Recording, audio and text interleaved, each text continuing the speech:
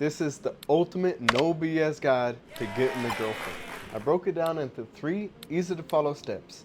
I'll explain how to do it and how I did it and why it succeeds for me. The first step is going to be using our imagination to create our girlfriend. This really matters, so be super specific when you're imagining the attributes of your dream girl.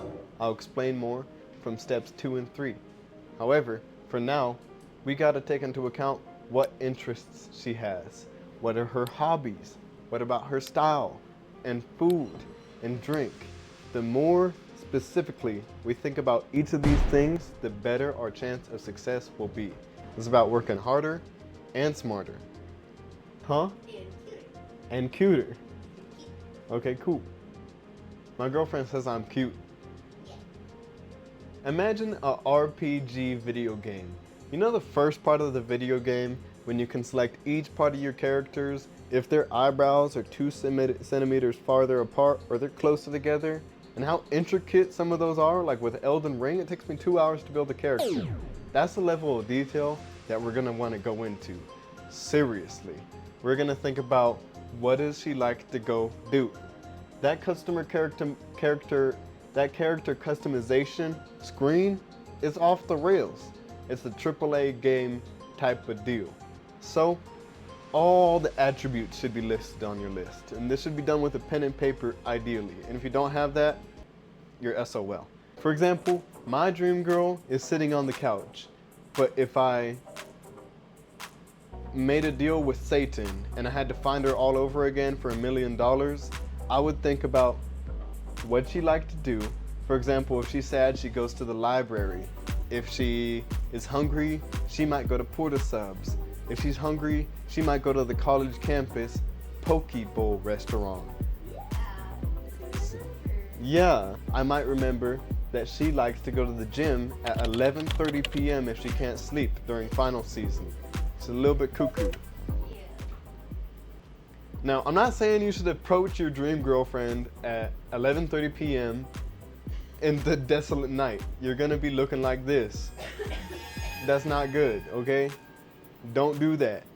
What I am saying to do is just go ham on your list. You know what ham stands for? Hard as a mofo. That's sick, right?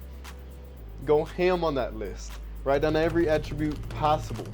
Then you're gonna be ready to move on to step 2. Because step 2, we're getting serious. It's down to business now. We're gonna be obtaining our girlfriend. Wow, this is the exciting part. For this step, it's very important that we ask ourselves, where does she drag you to? For example, my girlfriend loves to take me to Target, and she loves to take me to apothecary stores. Thrift stores, that's a really good one, thank you. And so what we're creating right now with this list that we're currently making is places to go. Now what to do at these places, I'll explain in just a moment. Once you get done with the places that she would take you to by her own will, and she would be enthusiastic about, we're gonna make a separate list, and it's gonna be where do y'all go together on dates. For example, me and Marisa love to go to the public park when it's nice outside. We'll bring some Chinese food with us and we'll go have a nice little date. It doesn't really cost that much money, but we both love to go there. We like to go to the movies and see a Studio Ghibli.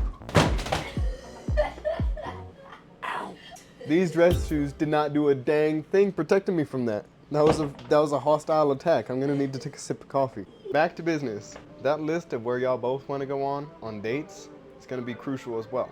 Don't forget it. And the third question is, where does she go when she's feeling down and she wants to feel better? For Marisa, it's libraries. It's the Walgreens to pick up the prescriptions. She loves to go to Walmart. That's like one of her best places when she's feeling down. And so now you should have 3 concise lists of where she wants to take you once you're together, where y'all both want to go when you are together, and where she goes solo. And the reasoning behind writing these 3 lists down is now we know where to go for our dream girl. These 2 lists go side and side. For example, your dream girl loves to go to the boba shop, which is where I met dream girl at. Instead of me just going to the boba shop and getting a drink and attempting to hit on her like all the other customers do. I'm going one step above. I'm gonna get a job at this boba restaurant. That's not what I actually did because I met my dream girl after getting the job. But if I were gonna do it again, this is what I would do, is become a regular at one of these places. And the reasoning behind becoming a regular at one of these places is that cold approaching is more likely to get you labeled as somebody who is creepy than already being familiar in the lady's mind. For example, if somebody handed you a free Nintendo Switch, a free PlayStation, or a free Soulja Boy gaming console, you're probably gonna either want to take the PlayStation or the Switch, because you never heard of the Soulja Boy gaming console, and you might think it's weird and a little bit suspicious, maybe it's wiretapped or something. We never know. So becoming a regular at one of these places is already gonna have your dream girl be a little bit familiar with you, and that's the goal. We never want to make her uncomfortable. I'll give you a visual explanation of what I mean. This is what a cold approach might be like if it goes really wrong.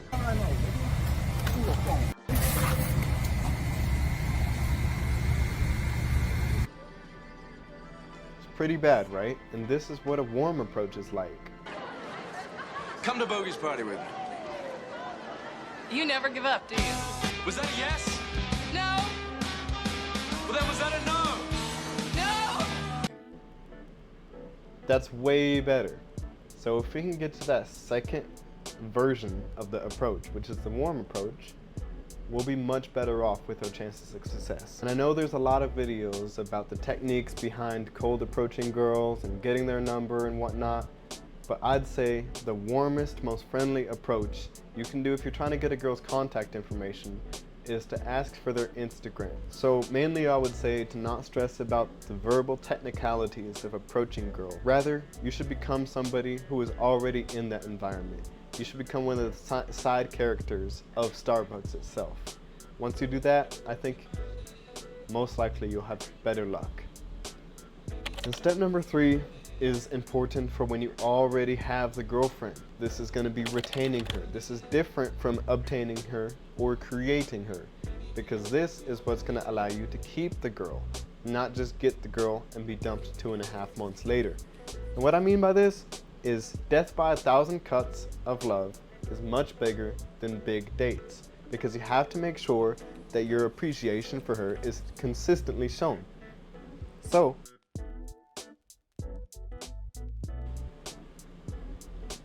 I'll give an example of something I saw online. It was a Snapchat story. This dude threw a bunch of rose petals on the bed and made it a big special day for Valentine's Day. The girl felt so happy and successful. Man loves me so much and this sort of thing.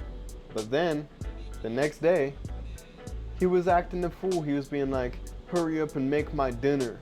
Hurry up and do the dishes. Gosh. The friendly chick is not gonna remember yesterday, oh, but he made me.